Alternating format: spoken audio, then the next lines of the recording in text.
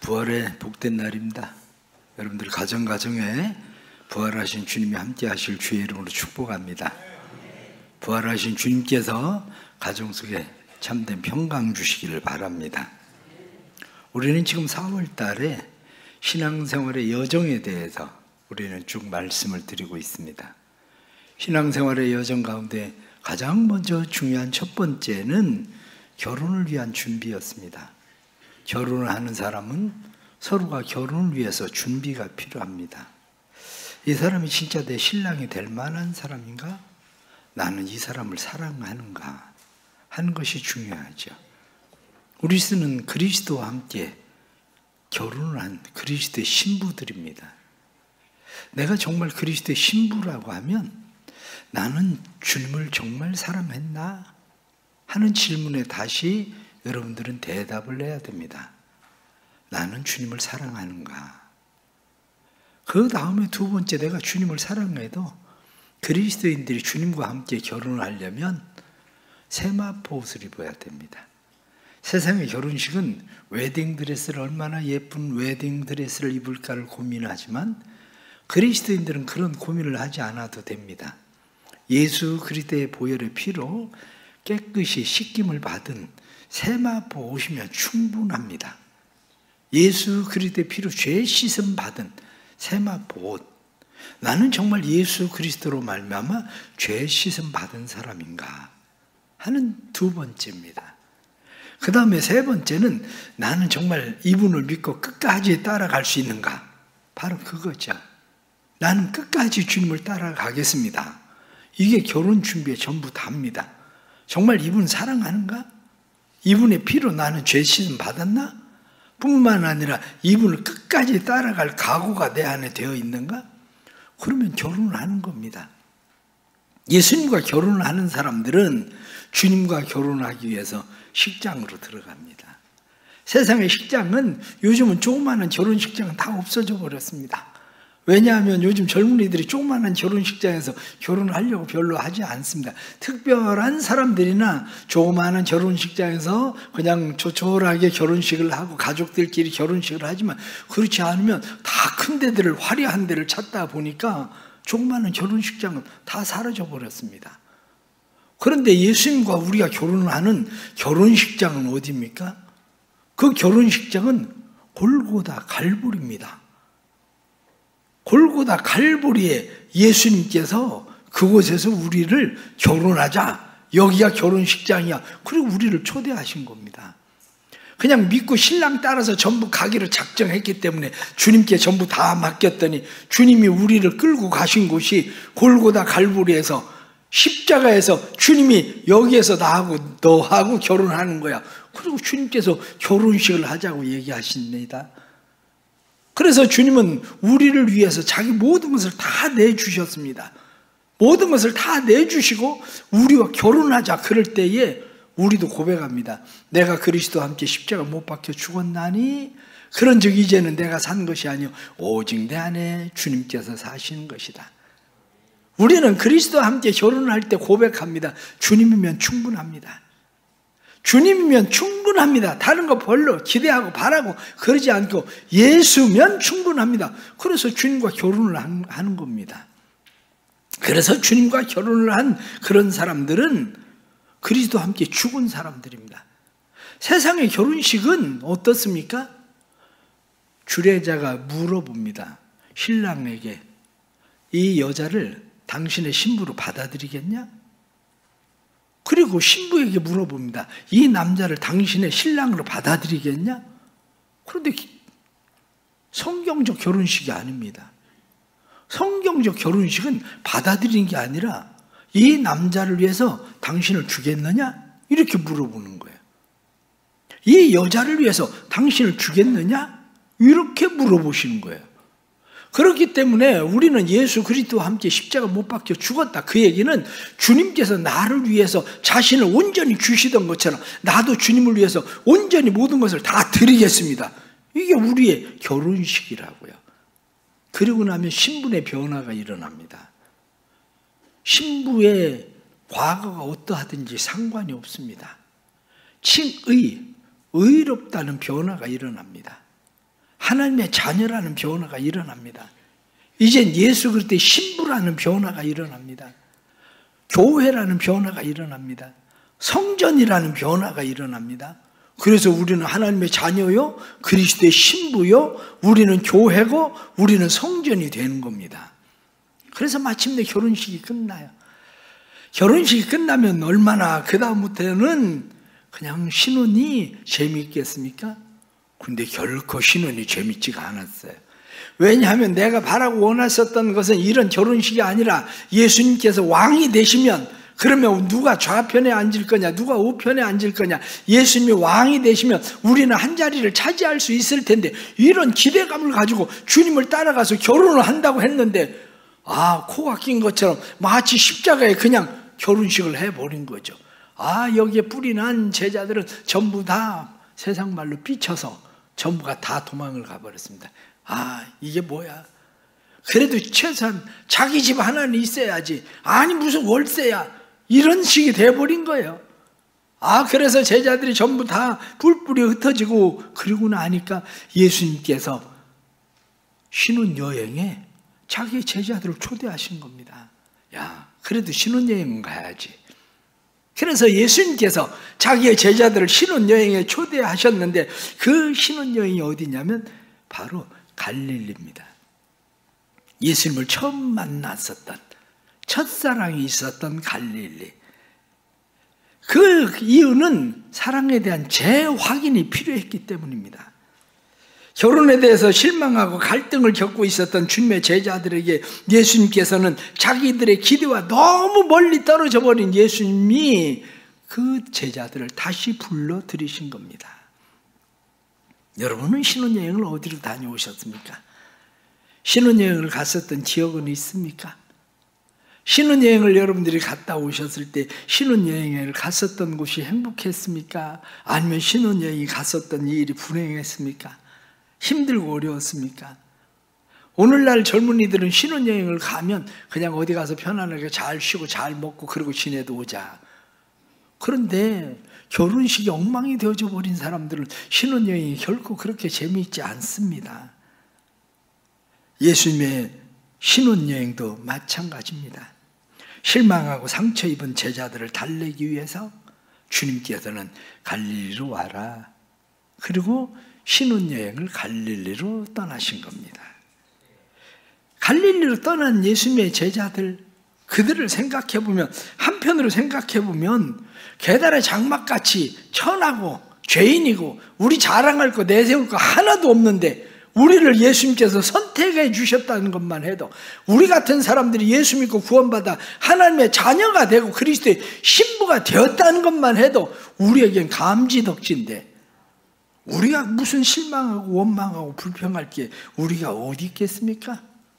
그런데 우리가 뭐 삐지고 그럴 게 어디 있습니까? 그런데 주님의 제자들은 전부 다 그런 상황을 만나고 말았던 것이요. 마침내 결혼식장이라고 해봐야 비난과 조롱이 멈추지 않았고, 그리고 예수님의 제자들은 이거 정말 잘 선택한 것인가, 이런 갈등과 후회들이 가득해 있었던, 낙심과 절망과 후회를 안고 있었던 제자들을 갈릴리로 예수님은 불러들이신 겁니다. 저희도 신혼여행을 제주도로 갔습니다. 그때는 목회자가 제주도로 신혼여행을 가기만 해도 그래도 대단한 거였습니다. 왜냐하면 의외로 그때는 신혼여행을 간 목회자들이 기도원으로 갔어요. 그래가지고 목회자들이 마치 기도원으로 신혼여행을 간 사람들은 신령한 사람들이고, 그렇지 않은 사람들은 마치 문제가 있는 사람들이 있는 것처럼 되죠. 찬양대 위에 에어컨을 틀어주세요. 가운 입어서 더운데. 그래서 주님의 제자, 찬양대 위에 걸 틀어주라고. 꼭 이렇게 얘기를 해야 이게 뭐 알아들어가지고. 그래서 저희들도 신혼여행을 제주도로 갔거든요. 신혼여행을 제주도로 갔는데 두 사람 다 호텔을 처음 가봤어요. 호텔을 처음 갔는데 호텔 침실에 하얀 시트가 쫙 덮여 있더라고요. 깨끗하다. 근데 이불을 줘야 덮고 자지. 이불이 없네. 이불이 없어가지고, 촌스러워가지고 이불 달라고 할 수도 없고, 그래가지고 이불이 도대체 어디 있나. 그리고 이불을 여기저기 이불을 찾아보니까, 신발장 속에 거의 다 떨어져 가는 밍크 담요 같은 게 거기 들어있어. 그래가지고 둘이서 또 그거 털털 털어가지고 둘이 덮고 잤네. 다음날 아침에 얘기를 들으니까 거기서 자는 게 아니라 하얀 층 밑으로 들어가서 자는 거라는데, 그걸 몰라가지고 다 떨어진 밍크 담요를 덮고 그리고 잤어요. 제주도에 신혼여행을 갔다 오고, 아무튼 저희 교회가 새가족 신방을 하러 갔는데, 새가족 신방을 하면서 가만히 보니까 어디서 많이 보던 사진이야. 그게 어디서 본 사진이지? 그리고 가만히 보니까 우리가 신혼여행 갔을 때 찍은 단체 사진이 거기 있더라고. 누가 우리 사진을 여기다 갖다 놨나. 그랬더니 누가 갖다 놓은 게 아니라 신혼여행에 우리하고 단체에 끼어 있었던 사람이 있었던 거야. 새 가족이 바로 그 사람들이야. 우리 유재덕 집사님하고 황란영 집사님이 신혼여행 동기야. 이 사람들이. 아무튼 그렇게 해서 저희들은 신혼여행을 다녀오고 이렇게 했었는데, 예수 믿는 사람들이 신혼여행을 간다는 게 어디로 가는 겁니까? 갈릴리입니다. 갈릴리. 왜 예수님께서 예수님의 제자들을 갈릴리로 부르셨느냐? 그 이유는 간단합니다. 갈릴리는 회복의 장소, 첫사랑을 만났던 장소이기 때문입니다. 제자들이 고기를 잡고 있는데 예수님께서 물으셨어요. 얘들아, 고기 좀 잡았냐? 그랬더니 저 멀리서 고기를 잡는 사람들이 대답하기를, 아니요, 아무것도 잡지 못했습니다. 그래? 그러면 그물을 배 오른편에 던져봐라. 그래서 그물을 배 오른편에 던졌더니 이게 웬일입니까? 큰 고기가 153마리나 잡힌 거예요. 큰 고기가 잡히니까 이 사람들이 깜짝 놀랐죠. 이게 웬일이지? 그때 번뜩 떠오르는 것이 있었는데, 맞아. 여기에서 고기를 잡을 때 예수님께서 깊은 곳에 그물을 던져라. 밤새도록 아무것도 잡지 못했는데 깊은 곳에 가서 그물을 던져라. 그래서 깊은 곳에 그물을 던졌더니 많은 고기를 낚았는데, 그때서야 제자들이 주님이시다, 그런 말을 하게 되는 거죠. 그 이야기를 듣고 얼마나 급했던지 베드로가 자기 두고 있었던 겉옷을 집어 던지고 헤엄을 쳐가지고 예수님에게 헤엄쳐서 나옵니다. 예수님에게 헤엄쳐서 나오니까 거기에 숯불이 놓여 있는 거예요. 숯불? 그러면 생각나는 게 있습니다. 왜냐하면 베드로가 숯불에서 불을 쪼이고 있는데, 조그마한 계집종아이 하나가 와서 이야기하기를, 당신 보니까 당신도 예수 따라다니던 사람 같은데? 그때 베드로가 이야기하기를, 무슨 쓸데없는 소리, 난 예수라는 사람 알지도 못해. 어떤 사람이 와서 이야기하기를, 당신 말하는 소리 보니까 갈릴리 사람 맞은데? 그때 베드로가 이야기하기를, 나는 예수라는 사람 알지도 못해.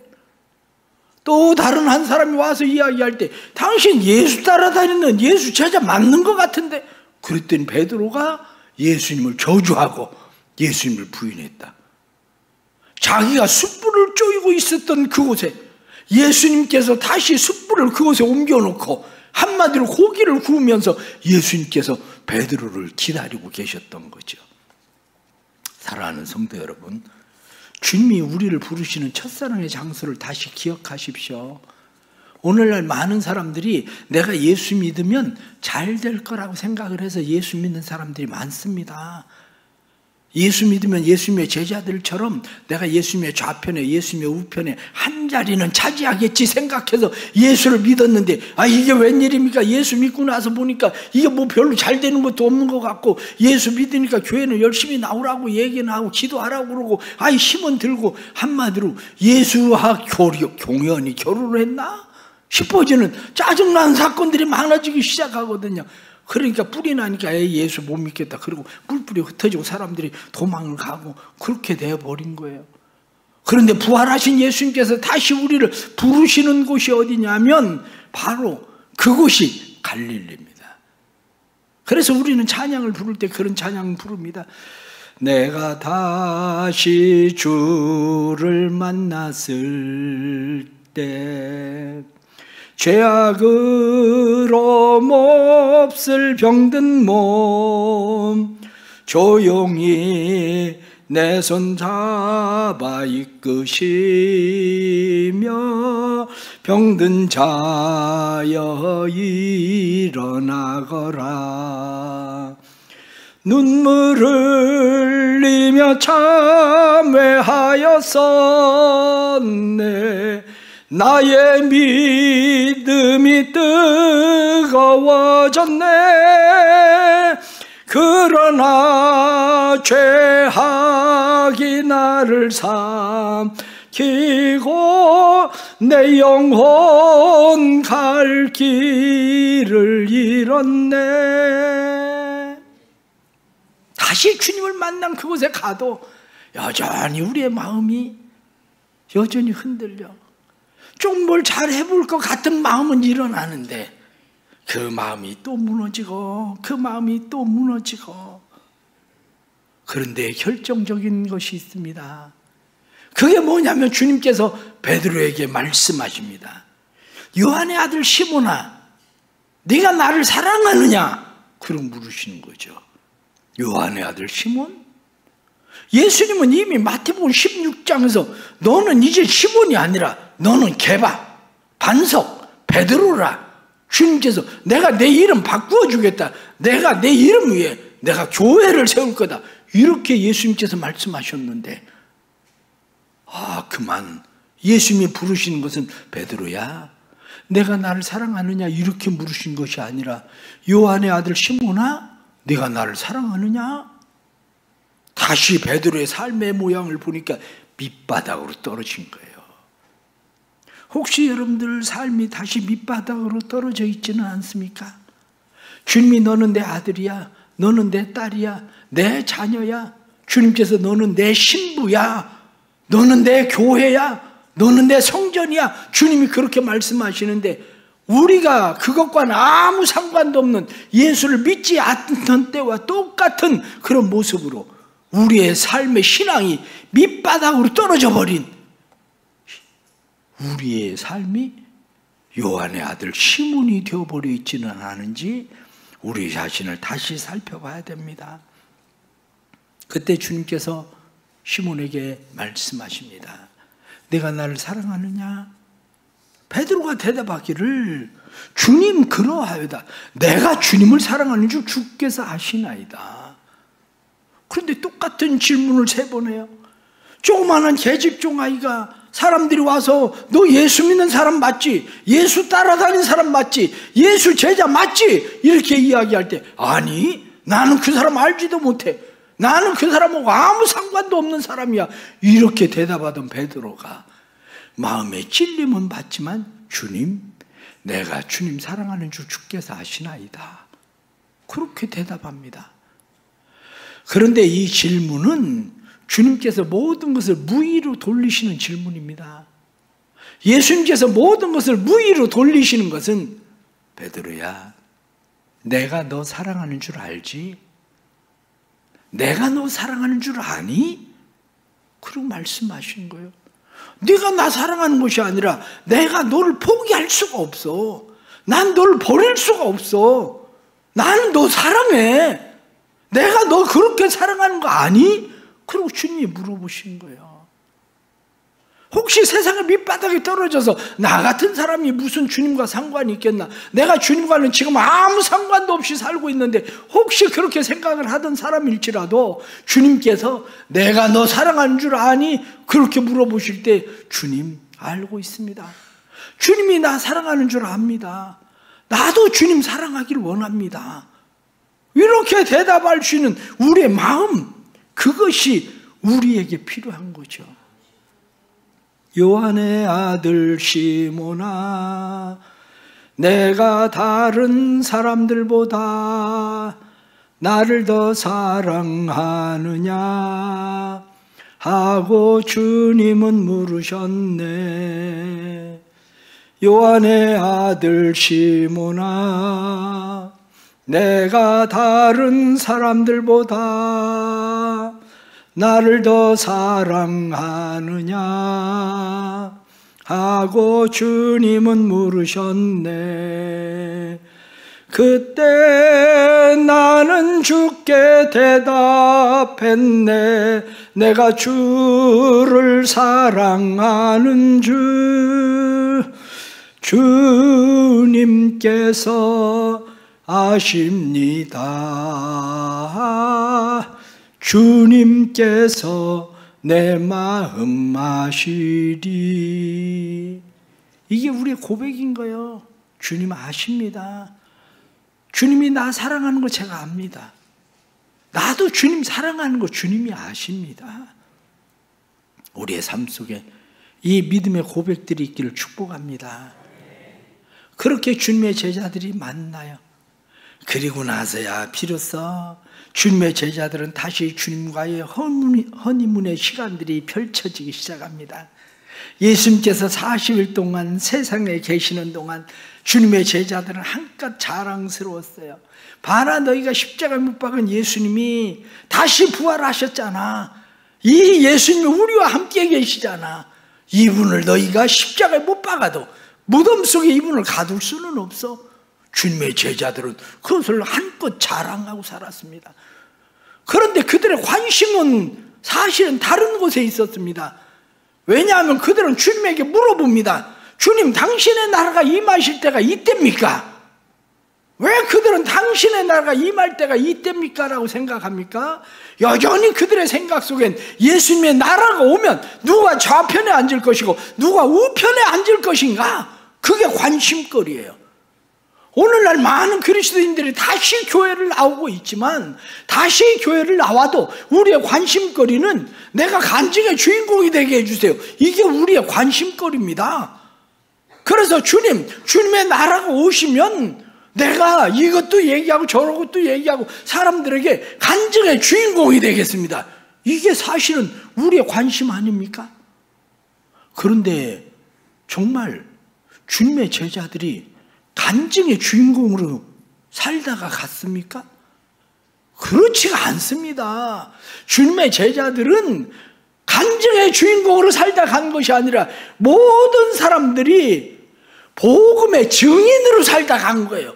예수 그리스도의 복음의 증인, 우리의 구원자는 예수밖에 없다. 그거를 증거하다가 제자들 전부가 다 순교하고 말았습니다. 우리가 기대하고 바라는 게 뭡니까?